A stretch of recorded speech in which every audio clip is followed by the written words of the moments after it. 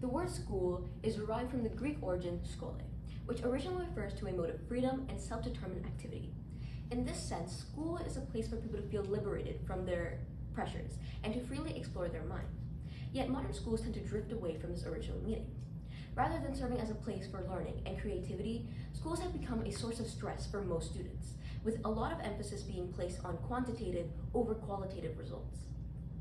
Lambert High School is among these modern schools, with most students experiencing an unhealthy amount of stress, which negatively impacts all aspects of their health. Although we cannot completely get rid of the underlying root causing this stress, we can help promote healthy ways to cope with and decrease this stress. But before we talk about our solution, let's talk about the problem. But this problem does not only pertain to Lambert students. In 2019, the Organization for Economic Cooperation and Development conducted a study among 72 countries that measured the effects of stress on schools, on students' academic performance, and mental health. From this, you can see that many students had high levels of stress and anxiety about their grades and testing in school. 55% of students actually felt very anxious about school testing even when they're very well prepared. This shows that it doesn't not matter how well prepared the student is, they will still have high levels of stress regardless. So now let's get into the root of the problem. From this first graph, we can see that the education, healthcare, and business sectors have all been steadily improving in employment rates. And not uncoincidentally, these are all jobs that require higher education. Whereas on the flip side, we can see that jobs requiring a lower education, such as those in the utilities and manufacturing sectors, have been decreasing in employment rates. This is reflected in the education system, where we can see that the top 10 majors are all those that require a lengthier stay in the education system, well past the years of high school. And last but not least, in this graph, we can see that the highest paying or the most successful jobs are ones that correlate with the higher education. From all of this, we can conclude that success is based off of being intellectually gifted. This, coupled with the fact that automation has reduced jobs for less skilled workers, creating a more competition for the high skilled jobs, has created competition between students who want higher education. This actually changes the education system, which fosters this competition in order to have the best individuals in society. So why does this matter to us as Lambert students? We went around the school and interviewed different students to get their opinions on the matter.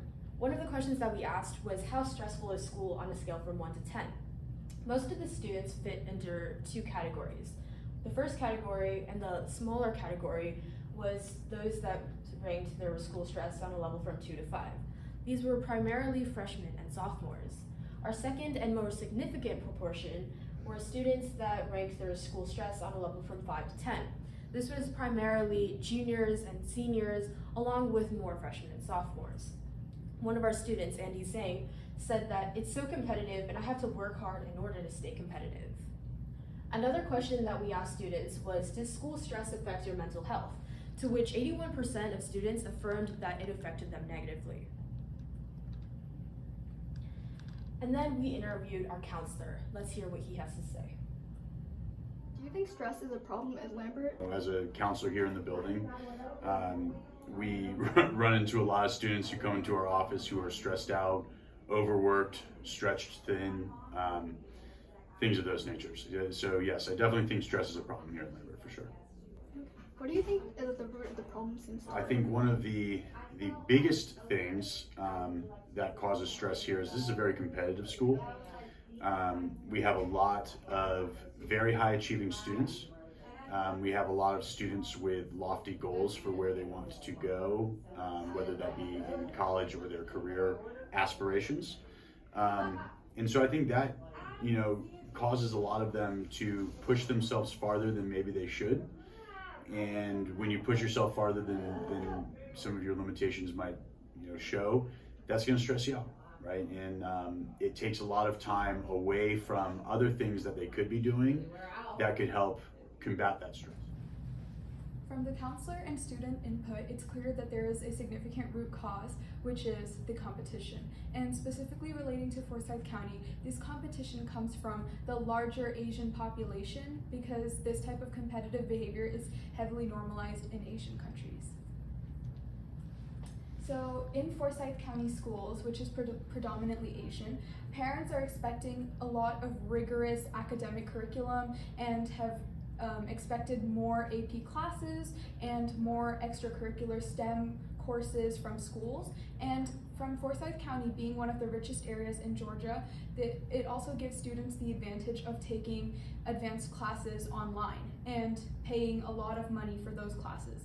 This causes them to have a higher GPA and just a more unfair advantage over students that cannot afford those type of courses and handle the level of rigor that comes from taking external courses outside of the advanced placement courses already offered at school. So it has become obvious that school students face an unhealthy amount of stress. But what are some ways that we can help reduce it?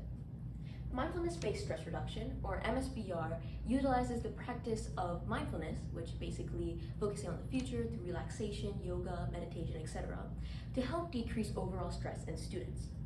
A recent study found that MSBR has positive effects on students with certain areas related to stress. They compared two groups of students, one that did receive MSBR training and one that did not. And this graph shows the differences in their results. They quantified these aspects of stress using questionnaires and self-reporting methods. The columns that are bolded relate to questionnaires that had the most significant improvement. And these questionnaires specifically correlate with self-efficacy, self-regulation, perceived stress, and interpersonal relationships. This is not to say that the other areas, such as anxiety and depression, did not have improvements, they were just not as significant. But with long-term MSBR, students can definitely have significant improvements in all aspects related to stress. Another solution that we have is through journaling. Journaling is an outlet for people to describe their greatest worries, their deepest regrets, their greatest triumphs. It's basically a way to avoid bottling down their emotions to explode later on. Another method that we have is through daily affirmations. Daily affirmations are positive statements that you tell yourself each day in order to challenge self-deprecating thoughts. The thought process behind this is that if you keep repeatedly telling yourself statements that you actually believe, one day you'll actually see a positive effect in your own life. Nature therapy and a relaxing environment can also significantly decrease the amount of stress a student has. Nature therapy is the practice of being in nature to boost growth and healing. When students grow plants, they channel their stress from themselves into plants, and after seeing the plants reach their full potential, this will also inspire students. A relaxing environment can also significantly decrease the amount of stress a student has, as it will help calm students down and can also help them focus better. Another solution we have for this problem is CBT, or cognitive behavioral therapy. Cognitive behavioral therapy seeks to help students reframe their overall mindset and break problems down into smaller pieces to make it easier to tackle. It also involves handling overwhelming stress and handling overwhelming issues with a better, more efficient mindset. These type of solutions can include stress management techniques, figuring out the root causes of individual stress, and techniques such as diaphragmatic breathing, meditation, and just overall ways to attack problems in a more efficient manner. And these sessions, along with MSBR sessions, could be offered on Monday mornings or Monday during 5th and 6th lunch for students who feel that they need these. And these sessions can be held every single week to help students figure out ways to better understand their stress as well as handle them in an efficient way. Another solution is involving more qualified and professional health workers who can have students come in and discuss their problems. And one thing that poses to be a consistent issue is misdiagnosis of students' illnesses because of the lack of health professionals that are qualified to diagnose students in school settings. So involving healthcare workers that have qualifications to diagnose students could also benefit students in the way that they can receive treatment that is more relevant to their personal problem, and this will be more effective in helping them figure out what solutions can directly help their personal problem.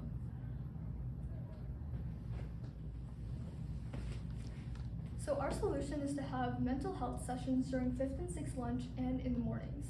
We can have nap times, private conversational therapy rooms, dedicated social workers to help, group walks in nature, and many more activities to help reduce stress.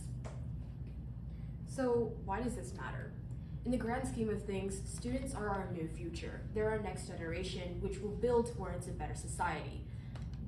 Reducing stress levels among students creates a better generation and therefore a better society. Thank you.